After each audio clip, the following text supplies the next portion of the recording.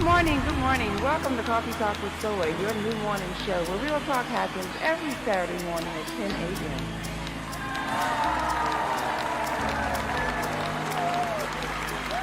Good morning. How y'all doing in the cafe? Are you ready for some hot and steamy conversation this morning? What you drinking on? What you sipping on? Caramel macchiato? That's my favorite beverage right there. That's how I get my day started. Hot and steamy. My mother and I had a fantastic relationship. This is Steven, and I just wanted to share. You should always be in a place where you're celebrated. Life is too short to stay somewhere and tolerate it. If you cannot help a person, don't hurt them, especially with women. Soy's just whole essence is to bring out the best in other people. Something that touches other people, and that's what your show does. It's not just conversation as you started. It actually has a purpose.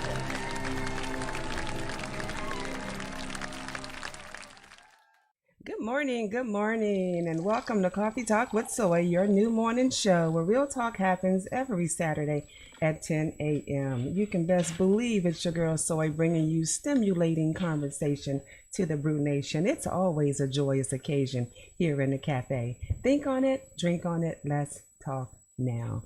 If soy means I am, therefore you are bold, beautiful, intelligent, amazing, and leaving your insecurities and inabilities to be tested, then rested while you have real talk with Soy. Welcome to the cafe, y'all, where you can come in and unapologetically be you, because it is a new dawning day. Hello.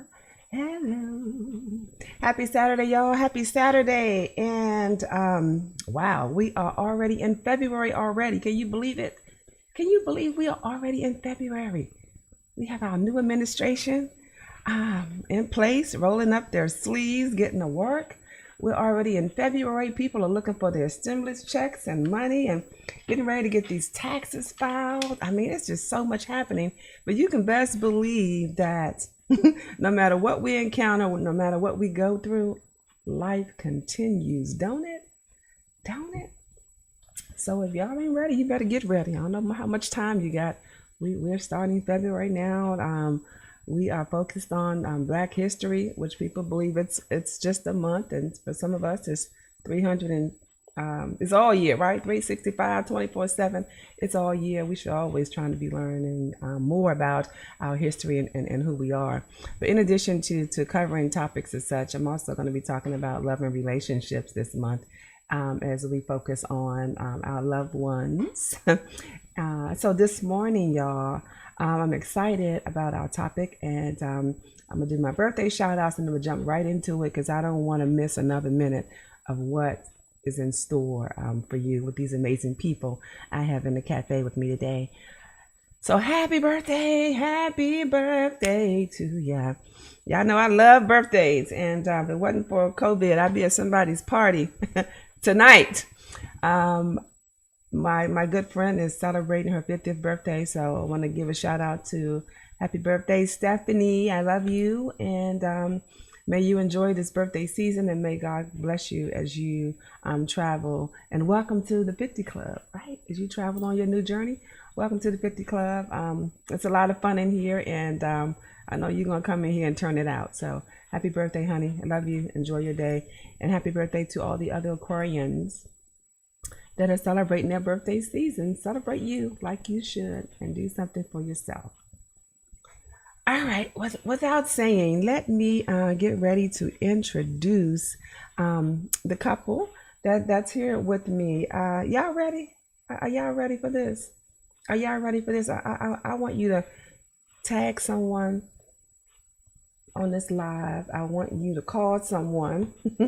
I want you to link them in, text them, link them in so they can be a part of this conversation. You don't want to miss what we are about to share. So if you are a individual who has a home-based business or who is an entrepreneur, you're doing your own thing, you're grinding is what I always call it, because we really are, you know. And so it's bad enough that we have that we work we're self-employed because we're seems like we're always working, right? So it's bad enough when one of you are doing it, but when two of you are doing it, on top of the other things, it could be chaos, right? And that wonderful idea, that perfect gift that God giving the two of you, it seems like it just went out the window, right? But I'm gonna help you. I'm gonna try to help you this morning because I got somebody in the cafe or some people in the cafe who've been through it all and who can shed light on how you can make it work. So let me introduce a man. He's an author, professional speaker, facilitator, coach, founder of a men's organization, which is the Male Empowerment Networks of Charlotte. He has a wealth of experience as a sales manager and teaches others how to sell themselves and their services. Right? Powerful, right? And with him, his rib along his side is the fabulous Lisa Santiago McNeill, who's also an author, coach, speaker, has spent her life equipping women to find their unique skills, gifts, and talents and showing them how to use them to obtain their economic independence. Now, in addition to them both having skills and services that they provide individually, they do a lot of things collectively. They're running a couple of businesses, and I'm gonna let them tell you about it. But one that I love is a podcast that they do, the Empowerment Duo, where they're coming together and empowering couples, and they're here in the cafe to empower you. So let's give them a warm welcome. The McNeills, Brian and Lisa, welcome to the cafe. How are you? Hey, You're doing wonderful. How are you? Doing amazing. Excited to talk to the two of you. How goes it in North Kakalaki? How y'all doing up there? It's doing great. We're actually sitting comfortably right next to each other on a cool day. Oh, snuggled like lovebirds. So listen, do y'all sit right next to each other and hold hands and snuggle when the heat is on, and not the heat in the house? I'm talking about the heat in the business. That's interesting, and you know what? I think that we both came uniquely equipped into our relationship to be able to work together, so that when there is heat, and we'll say heat is disagreement or Problems with the business, no money. or issues with the business, like where there's no money, or whatever those situations are, we actually have been able to navigate them with maturity, I think. We broke it down into 3 key criteria that we believe the lack of causes discord and problems in a couple working together. But the advent of, or the more you have of these things, the better the working relationship is for the couple. Yeah. Yep. Well, tell me about that. And when you want to hear it, we tell you. Tell me about that, Brian. Okay, Tell me great. about that. Number one of the 3 things we think are critical, and to the degree that you don't have this, is the bigger the problem. Number 1 is Absolutely. communication. Communication. To be honest, all unabashed communication. You got to speak on it. What's going on, baby? What's on your mind? How are you feeling about this? Is this looking good? Is this looking not so good? And not judging the answers. Yeah, and I think that both people need to have the ability to effectively communicate not only the issue at hand, but also communication as it relates to being able to defend your position in that concern. And how it makes you feel. Mm-hmm. Okay, let me ask you this. So if you are a couple and you have communication issues outside of the business, right? So let's say you already have communication issues outside of the business, it's going to be more challenging for you to communicate in the business, right? It is. It is, because obviously you don't have the skill set. Yeah. But in the business, there's some things that can't go unsaid. So if you're having a communication challenge outside the business, inside the business is going to be worse. Because you'll have agendas and people are not clear on which direction you're going. It'll just jack up everything. It'll really be horrible. Oh, yep. I like that. Real talk. That's real talk. Okay, so that's number 1. Okay, and what's number 2? Brian or Lisa? Sure. Transparency. You got to be clear. You got to be willing to be. You got to be willing to not look good. Right. Okay. You got to be willing to not take the credit. You got to be, because so much more can get done when people don't care who gets the credit for it. You know. As a team, as two individual entities that have then decided to collaborate and work together for a common goal, we've got to keep that at the forefront. The purpose of this is for the common goal. Obviously, there's going to be some doors that I can open easier than Brian, and there's going to be some doors that he can open easier. And that vulnerability or transparency is going to keep us from fighting against the middle. Yeah. And it will allow us to say, okay, this you, go ahead. And that's the third. That leads right into the third, which we think is just as important as the first two, which is mutual respect for the other's skill set. Mutual respect. Like if there's two people in business together, a couple in business together, but one believes they have all the right answers or they're more important in the business and they don't respect the other's skills, that's going to kill the goose that lays the golden eggs. Mutual respect for the other's skill set. And I think Toy, I think that mutual respect actually becomes critical for problem solving. Yeah. Every business is going to come up against something that a decision has to be made, right? And so with a business that has a couple at the head, everybody knows what a two-head monster looks like, right? So if you haven't laid the foundation that this is going to be how we handle critical decisions. How we make critical decisions. Right. So someone's going to have to. One of the things that we found as that we had to discover, but it really, really helped, was which area of expertise is this decision? For example, if someone is trying to publish something, that's Lisa's area of expertise. I should be willing to defer final say-so on that to her because that's in her wheelhouse. Whereas if it has something to do with sales, with our sales plan or our sales strategy, obviously that's in Brian's area of expertise. And so while we both have input to it, that decision, he would have the final say. Oh, does that make sense? I love that. I love that. So I'm gonna be vulnerable and transparent, as you said, and number two. So I recently had a discussion with my friend. We're not business partners at all, but it was something about his career. Now, and I'm putting this out there because let's say that there is a couple who's having a discussion where what you're talking about is not in either one's area, like the defined area of expertise, and it's an area where you both have to, it's a neutral zone. And so how do you handle the neutral areas, and how do you determine who does what when it comes to those kind of projects or tasks in that neutral area, undefined territory? Gotcha. Okay.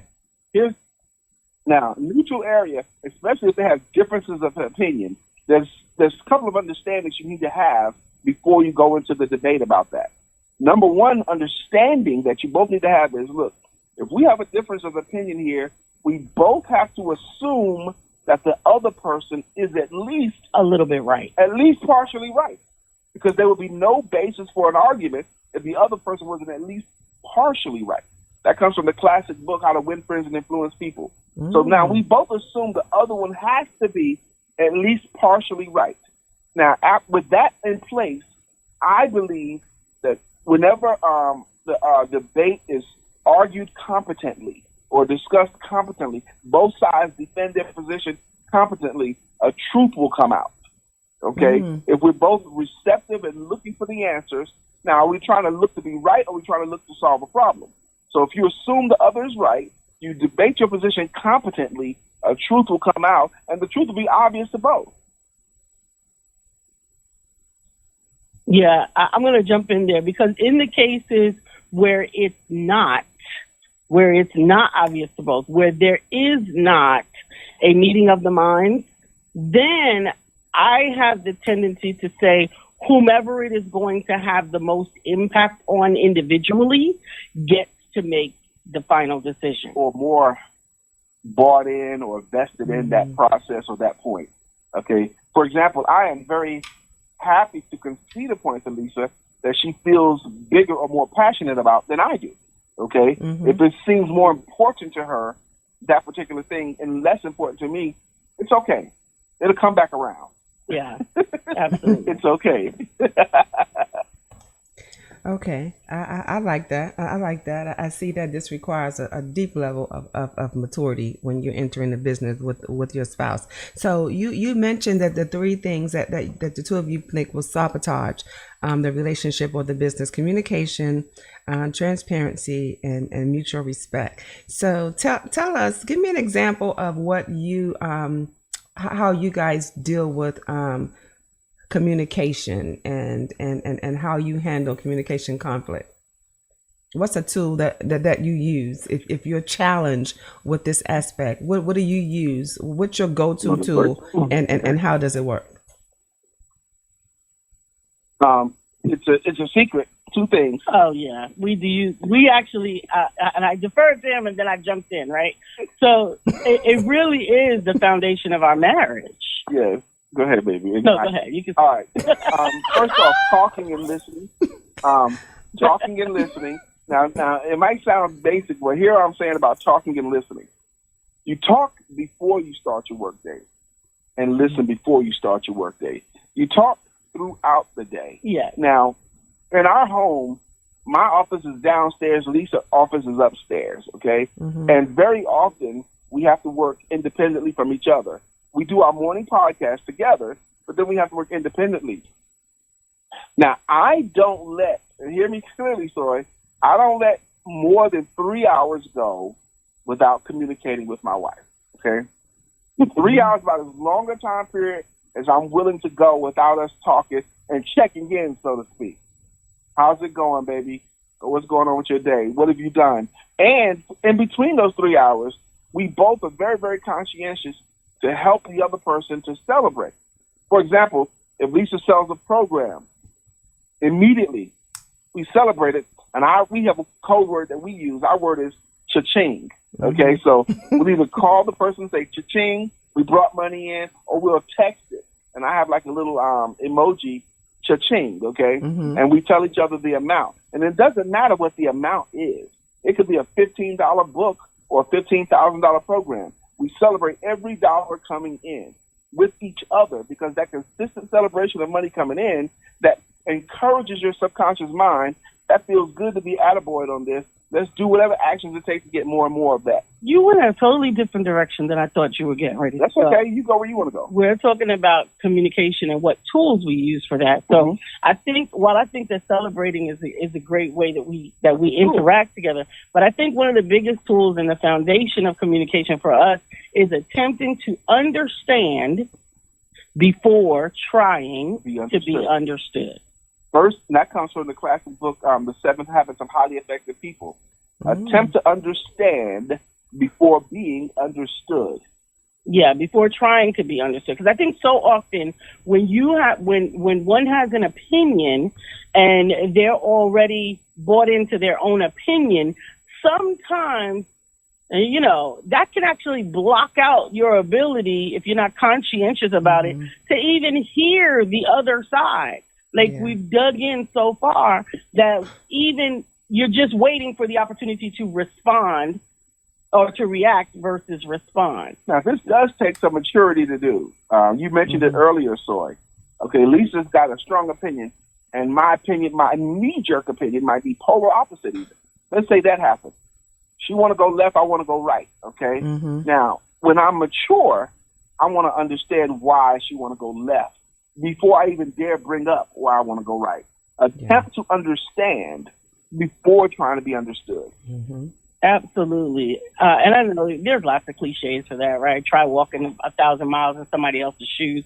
But really, when you do try to hear someone's perspective without trying to load your chamber at the same time, then it gives you a chance to hear a side or a position or a piece that you might otherwise miss.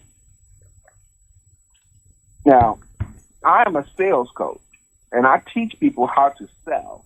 And one of the tenets of that is you can listen yourself into more sales than you could talk yourself into. And one of the tools that I use in training, and this also works in real life, is when you're talking it out, when you're debating, or when you're going for the money or closing, when they say what they gotta say, I want you to slowly count to 3 before you respond in your own head. 1001, 1002, 1003. If you'll slowly count to 3 before you respond, it does a couple of good things for you. One is it ensures that they weren't just pausing long enough to catch a breath, because they may have more stuff they want to say. But the other thing is it gives you a chance and them a chance to see you as a listener, because you are. You know why I laughed when you said that, Brian? 1,000, 2,000, because I experienced that, and I was told that. I had my spouse and I was in therapy years ago, and one of the things that he complained about when we were marital counseling was that he can't finish a sentence before I start talking, and I'm like, what do you mean? He's like, yeah, she always, she interrupts me. And I'm like, well, because you say it over and over again. You say what you got to say, and then you say it again, and then you finalize and say it again. So by the third time you're speaking, I'm already ready to respond. So she's like, well, Soy, listen, he has the floor, right? She said, Soy, you have to listen. He has the floor, and you have to regardless of how many times he says it, you need to wait before you speak and allow him to finish. Do whatever you got to do, count sheep, do whatever you got to do. You need to find some coping skills so that you can listen, but you cannot interrupt him because you're ready to speak. You have to wait. And I was like, oh my God. So I started doing that. I started thinking about my grocery list, my laundry list, whatever I had to do to make sure that I forced myself to be quiet until he finished speaking. So the art of communication, listening and speaking is relevant. If I was to further explain it, when you don't let someone finish their sentences, what that does is it causes them to repeat it. And if you make them repeat it too many times, like even 2 or 3 times, if they repeat their lame, let's say his point is silly, okay? And you know it's silly, but he wants to say it anyway. And if you repeat it if you interrupt him and he repeats it again anyway, what happens is by him repeating it again and again, he convinces his own self that his lame position actually has legs. And you cause more fight. Okay, wow. So let him finish. Oh my God. Oh my God. That's awesome. That's amazing. So speaking of listening and pausing, let's pause for a quick second for our ads. Y'all hold tight for a minute. We'll be right back.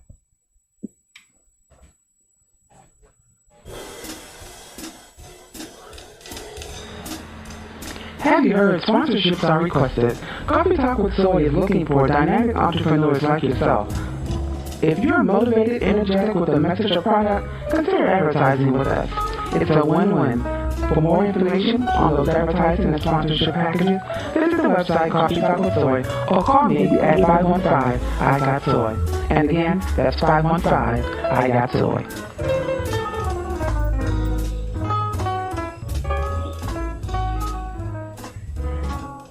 All right, y'all, if you're just joining us or you came in late, you missed it. Go back and catch it and share it with some others. We're talking to Brian and Lisa McNeill out of North Carolina. The empowerment duo is with us, and we're talking about a way to empower you all so that if you work together, you can make it work. So we talked about 3 things that will sabotage your relationship or your business, which is communication or the lack thereof, being transparent, and mutual respect. And so while we talk through what those mean, now Lisa and Brian are giving us examples of how they use these tools and how it worked for them. So we went through communication. Y'all missed it. Back it up. Hear it again. We're going to go ahead and move to transparency. So how have the two of you, how were you challenged with being transparent, and what did you do about it? How did you fix that? I want to go first on that, okay?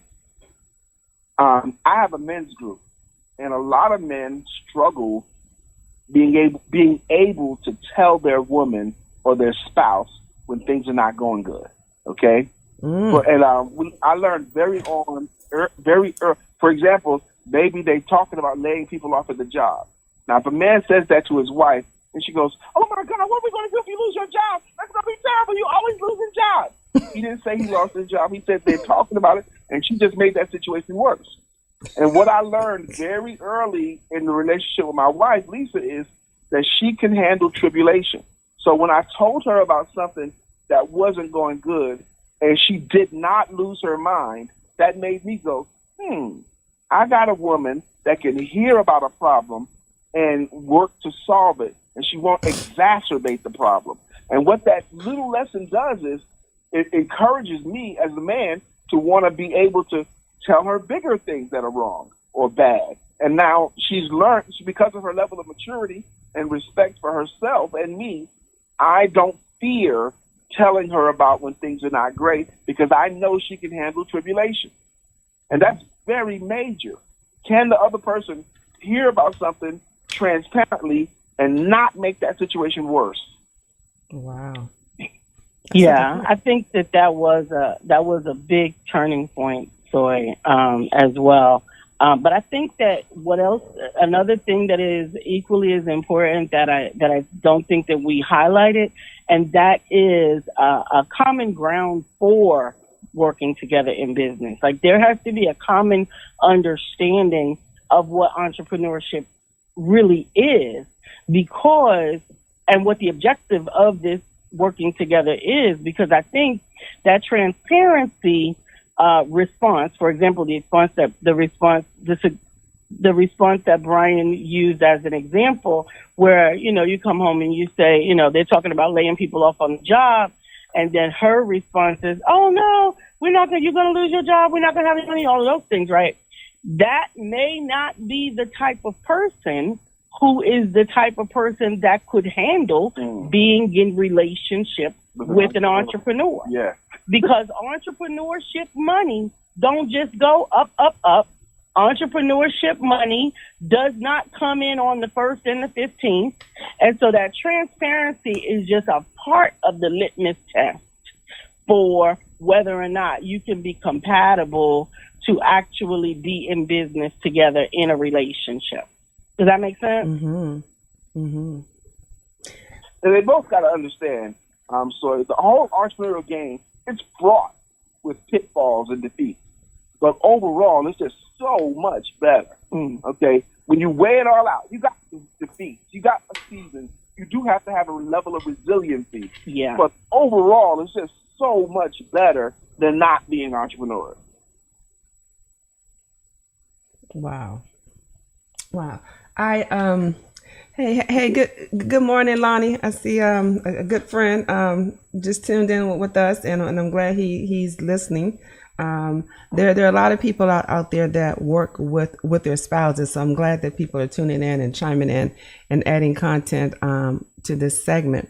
What does you mentioned, and I want to just go back to this for a quick second, Brian, because I have personal experience with this, that men struggle with telling women things for the fear of them overreacting. Is that the only reason that men struggle with being transparent and sharing information with their spouse? There's a buddy that goes with that. The overreacting is major, but the other one is, and it's even worse, and it's not going to sound pretty, Soy, okay? But some women unwittingly punish their man for being transparent. They punish them for being transparent. And they can punish them immediately, and they can punish them later on, okay? Baby, they talk about laying off at the job. You shouldn't have had that damn job anyway. Dang, I'm not telling her nothing else again, because I got stung for telling her. Okay. And then if she's the type that'll bring up the stinging thing again like a month or a year later, you're teaching him and you're reinforcing him that if he tells her anything that's not positive, she's going to punish him for that. And so he can't do it. That's why a lot of times older men don't say nothing around their wives, because they've been punished long enough. Okay. All right, women. Y'all hear that? No more punishment. No more punishing them for sharing information. You're gonna have to pick and And choose. I'm not just going about my relationship. Yeah, I'm not going by just my thoughts in my relationship. I've had a men's organization for 7 years, and I hear it. No, I believe you. I believe you, but I think it's important for women to hear this as well, because sometimes we say things and there are no witnesses.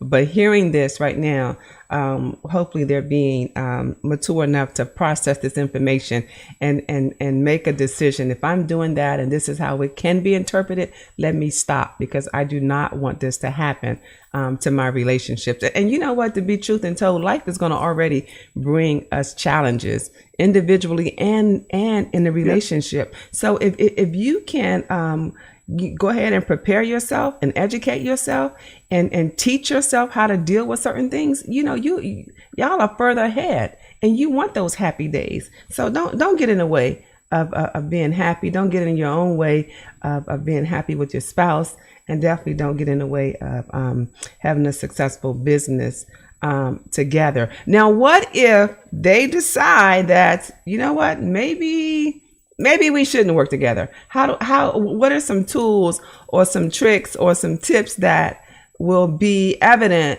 to the two of them that, we can continue to be in love and be together and work out this relationship and work out this marriage? And it's okay if we don't work together. What are some tips or tricks that's going to reveal itself to them that y'all may not be the right couple to work together? That you want to go first, or should I? That's a really, really challenging one for me, Soy, because if you start out working together and you're in a marriage particularly, I imagine it's impossible to not. Okay, if you ever did it for a season and then try to say we're not going to work together, because you're still married and you're still in the same household and all the money benefits the same household. So to me, it's hard for me to imagine beginning a working relationship with my spouse and then saying, you know what, you and I don't need to work together no more, because that means one of the first three things. That means either they can't communicate, they have no transparency, or they're not mutually respecting each other. So that has to be fixed. I don't think it works in the same household. And here's one more thing I need to say about that.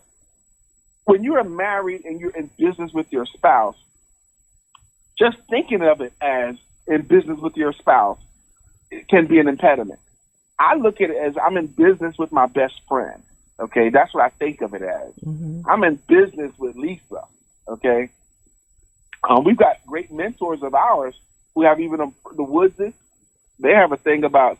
She had a thing. Mrs. Woods. She was talking about sometimes she's working with her boss and sometimes she's with her husband. Okay, she had to distinguish that in her head, for their business to work. Mm-hmm.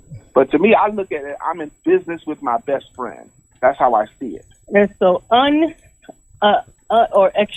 extricating yourself from being in business together would be akin to having to go through a business divorce.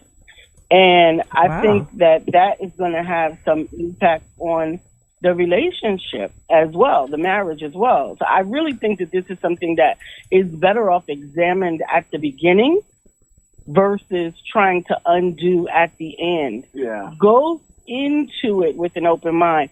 If any of those three areas are already a challenge before you go into business together, work on addressing those areas as opposed to trying to fix it at the end. Now, the other suggestion could be to work in business together as almost as individual contractors to one another, where you're keeping your businesses, the pieces that you do for the business separate, so that your decisions are independent of one another. Some people run their marriages that way, so I suppose that it's possible. We don't. Okay. We are collaborative. We're not subcontractors to one another. So the more I think about this, the more I'm thinking it's worth fighting for to stay in business together. If you start, it's worth fighting for. Mm-hmm. It's akin to me to a giving up. I think Lisa was right. She said it's like a divorce. Mm-hmm. But I think it's worth fighting for the good that comes out of it, and that's another example. If you're even thinking about, we need to not work together, okay? That's something right there. That's a tribulation that you can work through. And if you do work through it, I'm not trying to be Pollyannish, but if you do work through it, the whole thing gets stronger. The whole game gets stronger if you can get past that place. And honestly, one of the things that I go back to again is each person has to come into it as entrepreneurial. You've got to exhibit. You can't force someone to have an entrepreneurial mindset. That's major. You cannot force someone to have an entrepreneurial mindset. Entrepreneurship requires some intestinal fortitude. It requires some resiliency, and it requires the ability to be able to swim like a duck. Right? That means that on the outside, to the outside world. And I'm talking about your friends and your family, because now this is your marriage and your business, right? So that means to your friends, Go ahead. That's funny. So that means to your friends and your family, things have to remain smooth. They think it looks fun. Everything is great. Yeah. But underneath the water, kicking like crazy. And so that means there has to be a commitment to be in like serious, what's the word? Like ride or die ship. I don't even know what else to call it with that business partner. Yeah, we're not letting this go. This is us. The things that we got to go through behind the scenes, that's nobody's business. And we're not keeping it from you. Like right now, we're being very transparent because we've done the work. We've done the work. And it's worth it. It's worth it. It's worth it. Doing that work is worth it. Yes. So what are some other things that you find to be worth it that keeps the positive energy between the two of you, that keeps you connected? Brian mentioned earlier, and I thought it was so cute that he said, I'm talking about your friends and your family, because now he said in about right? So that means to your friends, I'm sorry. He said in about 3 hours, he goes back and he checks on you. You know, he communicates with you. And I think that's touching, because I think that leads to just kind of staying in touch with each other. It's romantic. And especially if it's that you are excited when something happens. Earlier you mentioned what Brian mentioned, that, y'all got this code word that if you make a sale or something comes in, money comes in, y'all got this code y'all use and y'all celebrate. I think that's nice. I think it's romantic. But what are some other things that the two of you do to keep the just to stay in touch? We definitely spend time apart. People might think, what? How does that keep you closer? But we spend time, we both work in the same house, one upstairs, one downstairs. And we, of course, spend time together. We come together, like we typically have lunch together. We try to schedule that. But we also have alone time. Brian has his solo time, like a couple of hours a day. Cigar. And I have my solo time as well. And I think that strengthens us, because we remain true to our own individuality. And I think also prayer is a big deal. Now, that solo time Lisa's talking about is major. I check out late afternoon for a couple of hours with a cigar and a drink, okay? And that time is very important to me, okay? But that's it. That's what I do, okay? Yeah, that is and important. Our check-ins are as important. That I was just going to say, I'm sorry. Yeah, that is important, especially not now that people are having, even though they may not be partners and working in the same business together, but we're sharing workspace due to this pandemic. So I can see how important that is. But you were going to talk about your time, Lisa. What is it that you do when you check out? Oh, I don't do anything special. I mean, I might exercise. I might create. I like art. I might watch some ratchet TV. But whatever it is, it's just those few times separate. But as important as the checkout time, as important as the lunch time, we also check in. We check in every morning before our show. I guess it could be considered our pre-production meeting. But that checking in is very, very important to us. We're talking about our day. We're talking about what's going to be on our podcast. We check in with each other's schedule. Maybe I got a 1 or 2 o'clock today. What time's your first appointment? So I know what her schedule is from what she told me. Okay, and she knows what my schedule is from what I told her. We both are very, very busy, and if we don't have that check-in, it's like an ounce of prevention Is worth a pound of cure. We're doing that little bit of time to prevent some stuff from happening instead of trying to fix stuff. Okay. So give those who are a little slow with it. Give us an example of what you think would happen for the two of you if y'all didn't check in the morning. Give us a worst case scenario of what could happen. How could that day end? We'll interrupt each other. We'll crowd each other. We'll mess up each other's schedule. We'll find ourselves having to eat at different times because we didn't. Yeah, so let me even be more specific to that. Imagine if you did not know that, for the sake of my opinion, that your husband had back-to-back appointments today and he had a big closing this evening that he was working on. Imagine if you didn't know that. And then something occurred in your day that upset you or that startled you or that, somehow threw you off. And because you didn't know, you interject the urgency of that. Now, I'm not saying that it's not urgent, but I'm saying compare what's going on. You interject the urgency of that, and it throws him off of his game. Now, his response is not going to be sympathetic to what you were going through. His response is going to be, look, you sabotaged everything because we didn't know. That is the power of communication.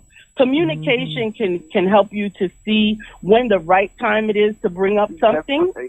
Because listen, there's things, he's not perfect, I'm not perfect. There's little things that get on our nerves that, you want to say something about. But in comparison to knowing what's going on, you can choose your battles and choose your windows. And that's a great point. And you can preserve your relationship. That's a great point. Good. I like that. And also, Lisa, in what you shared, I also kind of visualized, how something was going on with the woman. She tried to reach out to him. You interrupted his day, or if he don't respond because of those meetings or those projects he's working on, you feel like you're dealing with it alone. And now by the time you talk to him, you're like, why didn't you answer? Why didn't you take my call? Right, because you didn't know that he was unavailable. And then you can measure your emergency against his project and determine whether it's worth interrupting and ruining his day, or is it something that you can hold off and wait until you talk to him later. So real talk. That was that was a good example. I think that's one people can relate to. From stewing. Stewing. It'll keep you from You don't know stewing. what it is. You'll finish the story. Because grown people have to finish the story. He must be ignoring me. No, he's not ignoring you. He's busy. Ooh. Okay, before we go, I want y'all to drop some nuggets on stewing. Just drop some nuggets on stewing. Help us with the stewing. First, tell people what it is, and then I want y'all to drop some nuggets on the stewing. So stewing is a misuse of your imagination. Those are the exact words. What? Say it again. I know you. Say it again. Stewing is a misuse of your imagination. A misuse. I was going to say those exact words. We can come up, let me tell you, women are we are creators. We have a womb. We create babies. We are the reason. Imaginative. We can create some stuff. And that stew time, when you fill it with every fear and every doubt and every possible negative end scenario, can create a monster. But I will also give the men the solution to combating the stew. Okay. The way that you combat the stew is you make deposits on a regular and consistent basis that would otherwise contradict any ingredients that might go into that stew. You need to make that more clear, because that has kept me out of trouble a lot of times by making good deposits, making positive deposits into my relationship. Enough of them, enough loving deposits, enough helpful deposits enough encouraging deposits, so that you have a bank of deposits. Yes. So when the inevitable comes, because none of us are perfect, Mm-hmm. when the inevitable comes where I say something I shouldn't have said, or I do something I shouldn't have done, I have enough positive deposits already banked up that negative withdrawal won't throw the account off. Absolutely. Mm. And so it's a mutual responsibility. I mean, it goes both ways. Men can stew too. So women, it's also important to make positive deposits. But I'm saying in this particular case, women can stew, honey. This is a major point. Mm-hmm. By the time, if you have too many negative withdrawals, okay, she pissed me off, she pissed me off, she pissed me off, she's pissing me off. Okay, too many negative withdrawals, your account will become overdrawn, and then that other negative demon starts coming in. Mm-hmm. Do I even want to do this at all? Absolutely. Mm-hmm. And that stew is fully brewed. Yeah, it's doing too long. Way too long. How do now I got a question. Ray Hawk, I see your question out there. Ray Hawk 62 has a question, and I'm gonna read it to you guys in a second. But I don't want to interrupt where we are in this in this discussion on stewing. So if your spouse is stewing, right, they're misusing their imagination, as we've stated, and I've typed it in the feed so everyone can get it and see that. If your spouse is stewing, do you recommend that the other person interrupt the stewing process, or do you let them stew and come out of it? How do you? What are your recommendations on dealing with it? You can't interrupt stew. You can't interrupt it. That's why. No, you can't interrupt stew. You don't even know what it is. You don't even know it's happening, because that's what happens. That's what we do. We make a whole pot of stew silently in the kitchen. Okay. They're like, what's wrong, baby? You don't know what's wrong. What's wrong with you? Nothing. He has no idea this is going on. No, this is a secret stew. You're making a secret stew. That's why you have to consistently make those communications and deposits, because you know how you know that there is some stew is that if you get a whole lot of nothing. That's if you're not talking at all. Yes. Yeah, there's something stewing. So what? So what do you do? Big pot of stew. So what do you do? And y'all know, like stew in the crock pot. Y'all know that it's not a strong odor, but it's very subtle, and you start it smell like onion. It smell like chicken, right? You smell a little something cooking in the pot, right? You smell a little. So like you said, there's the nothing that comes. So how do we deal with the nothing? What do we do? Doctor, I haven't had to do this very often, but sometimes. This is where you can't be pretty. Right. Hold it. Lisa, no, you're not moving from this spot here until you tell me what the hell's going on. Okay. You don't have to stand in the middle of the floor or sit right here. But no, we're not moving past this moment until I know what the hell is going on. Yes. There's something you got to say, something, okay? But we're not moving past this. And then the praying it out. That's one thing. But here's the other thing, and my husband is really good at this. You can't always know what the stew, that there is a stew, right? You can't always know. But if you know that you typically have a loving, caring wife, and suddenly there is some coolness, if you take a moment and examine yourself, you can usually see that there might have been a moment that I was gruff or whatever the case is. And my husband is very good at falling on his sword or coming and explaining. But I also don't make it difficult. Yeah, that's a good point. I don't make it difficult. That's one. Okay. But two is also that I will let him know. Now, sometimes the stew already in the pot and everything, but I will let him know, listen, I think you owe me an apology, and here's why. And that's the other thing, too. Now, if you owe an apology, either husband or wife, if you owe an apology, give it quickly. Give it now if you owe an apology. Thank you. Thank you. Not that long ago. Yeah, if you owe an apology, you need to do that now. Don't put that off. Okay? Mm-hmm. But there was one time Lisa had a stew, maybe within the past year, and I was flummoxed. I didn't know what the stew was about. I hadn't yet controlled the situation. But Lisa, this particular time, Lisa worked it out. She realized that she was stewing on her own accord from something that I didn't commit a crime on. Mm-mm. Okay? But she had used her imagination there. And then she came back to me, honey, I realized the last couple of days I've been this and this. And you know what? I thought about it. You didn't even realize what happened. The crime you committed didn't require all of this. I apologize. And I was completely relieved because I didn't know what was going on. What crime did I commit? But she realized it and apologized before I could figure that out, which really, really helped ease my mind. And that was a matter of maturity. I have to say that some of, and I can't speak everybody's stew, but some of my stew is got ingredients in it that he didn't bring to the table. Ooh. Now, sometimes you might have some leftover dried carrots and some leftover dried onions from some previous stuff, and you throw them into your stew. And unfortunately, them ain't right. I got golden carrots. I don't have orange carrots. I didn't bring those carrots in here. But so it was some self-evaluation that allowed me to say, wait a minute. And understand, I couldn't have gotten to that re-evaluation if he didn't have enough deposits on his side for me to even be willing to give him the benefit of the doubt. So all of that communication came and played in together. I like that. Okay.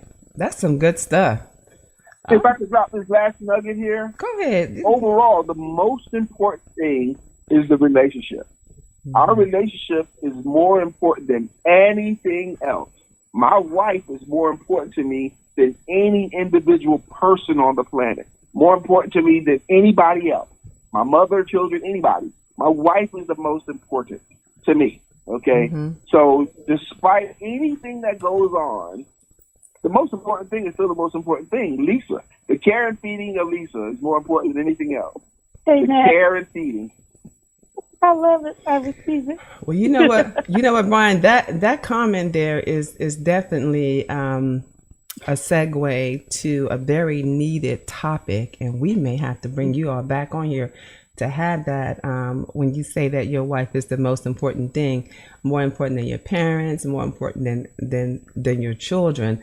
That definitely is something that we will talk about at another time. We got to figure that out. But I'm telling you that the crowd is loving you. They're like, keep dropping them nuggets. They love it. And I promised Ray Hawk we will get to his question, and my producer is pointing me to that. So let me read Ray Hawk's question. Ray Hawk 62, thank you for chiming in with us. He's with us on Twitch. And his question is, how do you circle back and correct or reverse those times when you've stung your spouse when they've been transparent with you to encourage them to continue to share with you? How do you circle back and correct that? Yeah. Or reverse those times he's asked. You have to apologize. You have to apologize sincerely and big.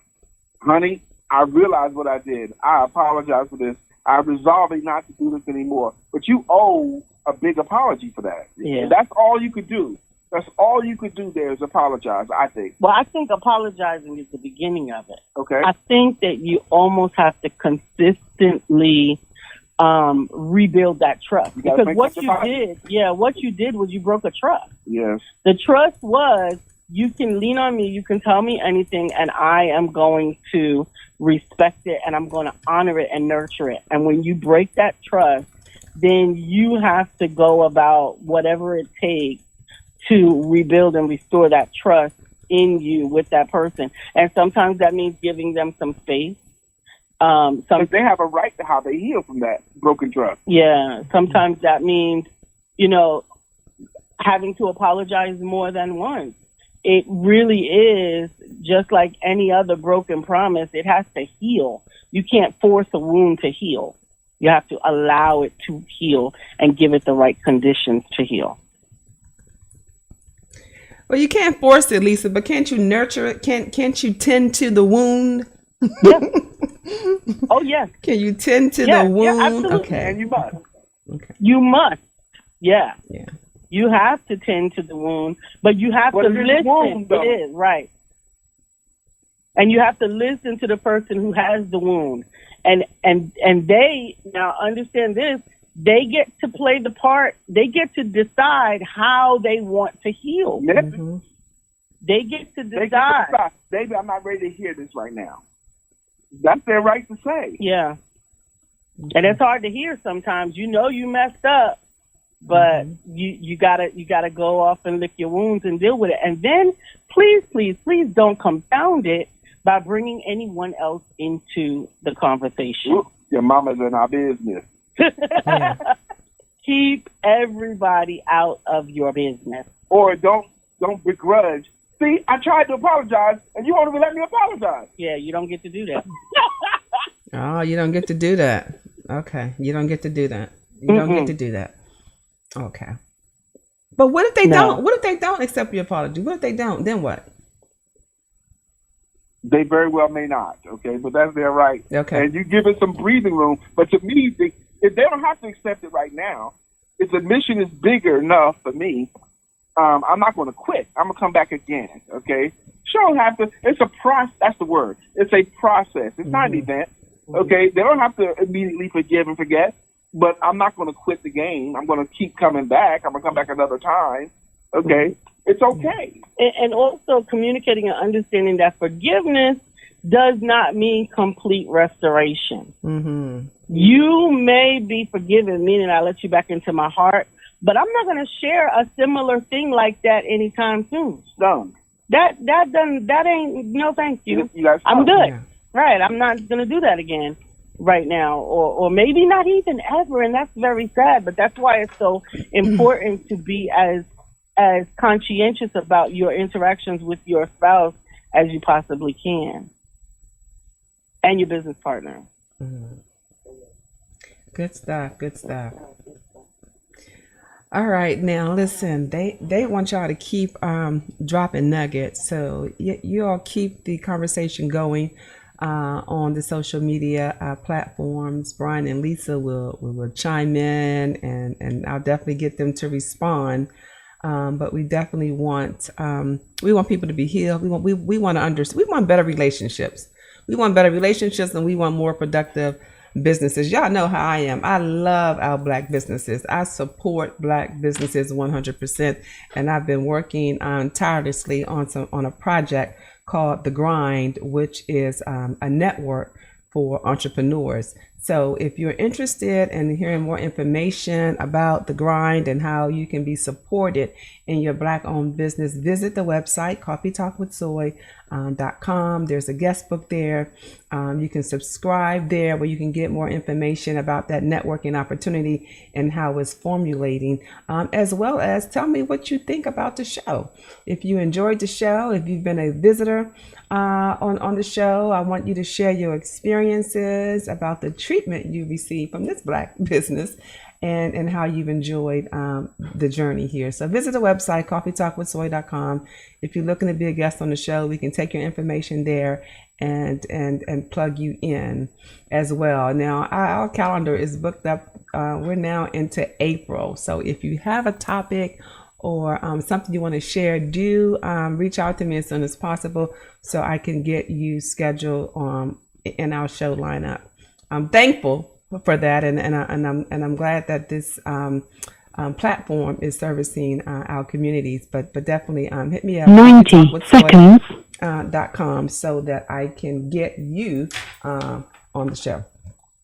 All right. Anything we have before we wrap up? Anything you want to say before we leave? Just thank you for this opportunity for us to serve. We think this mission is important. We think it's a growing talk because there's more and more couples deciding to work together. So we get asked this question a lot of times, and we were grateful to be able to do it on your show. Thank you. Absolutely. Thank you so much, Soy. We appreciate being able to come hang out with you and your guests, and we look forward to inviting them out to hang out with us as well. Monday through Friday, we are on Facebook Live at 9 a.m. Eastern on the Empowerment Duo page. And so we welcome them to come and hear a little bit more shenanigans from us. Yeah, and tell them real quickly what you both do individually as well, if you got a quick 10 seconds. They have men and women empowerment networks, and I want y'all I'm to a be sales. like, Go ahead. I'm sorry. I am a sales confidence coach. I help entrepreneurs to learn what they need to learn so they can be super confident in their ability to earn money selling themselves and their services. That's what I do. Okay. Absolutely. And I am the coach's coach. I help individuals with a story to tell to not only write it, publish it, and promote it, but to use it to create a business where which they can reach their audience and go from impact to income. All right. Well, thank you both. I have appreciate having you on the show with me. They're phenomenal people, and I appreciate you. So thanks for hanging out with me this morning, Brian and Lisa McNeill, the empowerment duo. Thank you. All right, y'all. It's been awesome. It's been awesome, and I want you to continue listening to the show. Please share this information with others, and join our network, join our support group, and keep sipping and talking with Soy every Saturday, 10 a.m. right here. Go out and be great, y'all. Do something great. Be you. I just love this show. Coffee Talk with Soy, that is your new morning show where real talk happens every Saturday at 10 a.m. I'd like to thank the listeners and the guests for joining me in the cafe today. What a wonderful time we had. Yes, indeed. Yes, indeed. Don't forget to download the app Coffee Talk with Soy from your app store. It's available on iTunes and Google Play. Stay connected, folks, by visiting the website coffeetalkwithsoy.com, as well as looking for us under your social media sites. We're on Facebook, Twitter, and Instagram under the name Coffee Talk with Soy. Remember, the size of the problem is never the issue. Remember, it's the size of you. Be great because you are awesome. Tell them Soy said so. Thanks for listening. Have a great week. Bye-bye.